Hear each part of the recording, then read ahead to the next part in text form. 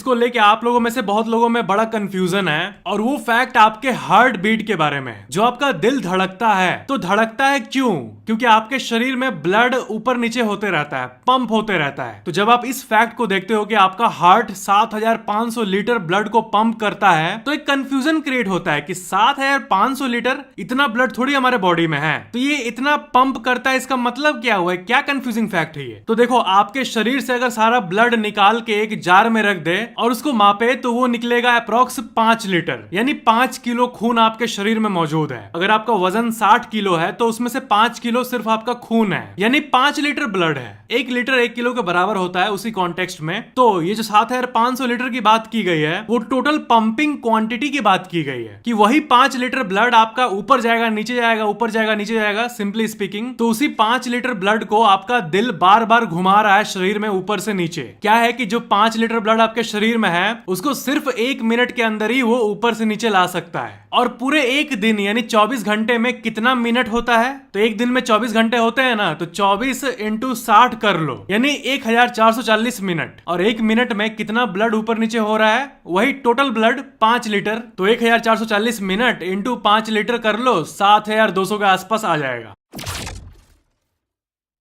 Uninor, MTS India, Aircel, Tata Docomo, Spice telecom, Videocon telecom, S Tel, ये सब कुछ ऐसे टेलीकॉम कंपनीज के नाम हैं, सिम प्रोवाइडर कंपनीज के, जो कि अभी के समय में विलुप्त हो गए हैं। अब भारत जैसे बड़े देश में सिर्फ 3 टेलीकॉम कंपनीज ही बची है, जियो, एयरटेल और वोडाफोन आइडिया। जितने कंपनीज के मैंने नाम लिया उनमें से ज्यादातर ने बैंकरप्सी फाइल कर दिया था। जब इतने बड़े देश में किसी भी सर्विस के कंपनीज बहुत कम होते हैं, तब इन कंपनीज का बहुत ज्यादा कंट्रोल हो जाता है, और इसलिए ये जितना चाहे उतना प्राइस बढ़ा सकते हैं, और आम इंसान कुछ कर भी नहीं सकता क्योंकि उसके पास कोई ऑप्शन है नहीं। ये बात बिल्कुल सही है कि एक इतने बड़े नेशन के लिए मोनोपोली बहुत ही डेंजरस है। मोनोपोली मतलब बस 1-2 कंपनी का ही दबदबा इस 140 करोड़ के आबादी के देश में। आपने ये नोटिस किया होगा कि समय समय पर टेलीकॉम कंपनीज जितना चाहे उतना अपना प्राइस बढ़ा सकती है। इसका पहला तो रीजन है मोनोपोली, यानी 140 करोड़ लोगों पे बस 2-3 कंपनीज का ही राज। और दूसरा कारण है जो कि कंपनीज द्वारा कहा जा रहा है, वो है ARPU,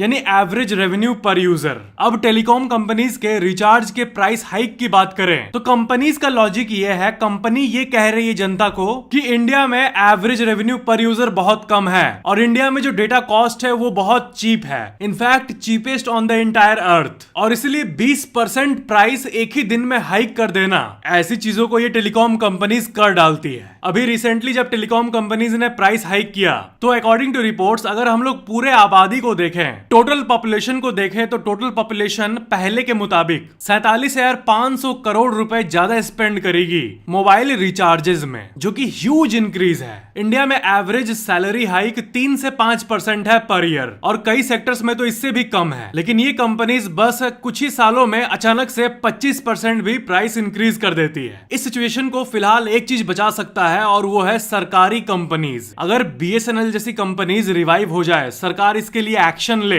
तब कुछ हो सकता है। लेकिन अभी गवर्नमेंट के एक्शंस को देखते हुए लग नहीं रहा है कि ये जल्दी हो पाएगा। तो ये सब देखते हुए कुछ लोगों के मन में आ रहा है कि ठीक है, ये प्राइस इंक्रीज हुआ है, लेकिन मेन टेंशन ये है कि 2016 के पहले का एरा जो था, यानी आज से सिर्फ आप 8 या 9 साल पहले चले जाओ, तब 1 GB का कॉस्ट इंडिया में 300 रुपए था, और अभी तो मात्र 6 से 10 रुपए है वैसे। तो क्या प्राइस इंक्रीज करते करते ये कंपनीज उतने तक वापस जा सकती है? तो एनालिस्ट्स की माने तो फिलहाल आंसर है नहीं। प्राइस यहां से 50 से 100% इंक्रीज हो सकता है आने वाले टाइम में, पर 300 रुपए 1 GB ये तो नहीं पहुंचने वाला। It's common sense. कई लोग ये थ्योराइज कर रहे हैं कि ये पूरी एक स्ट्रेटेजी थी कंपनीज की, कि पहले पूरे भारत को इंटरनेट का लत लगवा देंगे और उसके बाद फिर जितना चाहे उतना प्राइस इंक्रीज करके एक एडवांटेजियस पोजीशन में हम आ जाएंगे। तो इस बात में लॉजिक तो है, बहुत स्ट्रॉन्ग लॉजिक है। साल 2016 के पहले भारत के पूरे आबादी का सिर्फ 18% लोग इंटरनेट को यूज किया करते थे, और अभी अगर 2024 का आप स्टैट्स देखोगे तो वो वोपिंग 52% है, यानी लिटरली आधा भारत अब इंटरनेट इंटरनेट यूज करता है, जो कि यूज है। लेकिन जो भी हो, अब BSNL एवेंजर्स की तरह आके हमें बचा सकता है। तो ये थे आज के फैक्ट्स। वीडियो को लाइक जरूर करना और नीचे कमेंट करना कि ये वीडियो कैसा लगा। और जैसे कि मैंने कहा, अगर आपने सब्सक्राइब करके बेल आइकन पे क्लिक करके ऑल पे क्लिक कर दिया है तब तो ठीक है, लेकिन अगर आपने अब तक सब्सक्राइब करके बेल आइकन पे क्लिक करके ऑल पे क्लिक नहीं किया है तो जरूर कर लेना, ताकि अगली वीडियो आपके फोन में सबसे पहले मिल जाए। Thank you so much for watching. मिलते हैं अगले वीडियो में।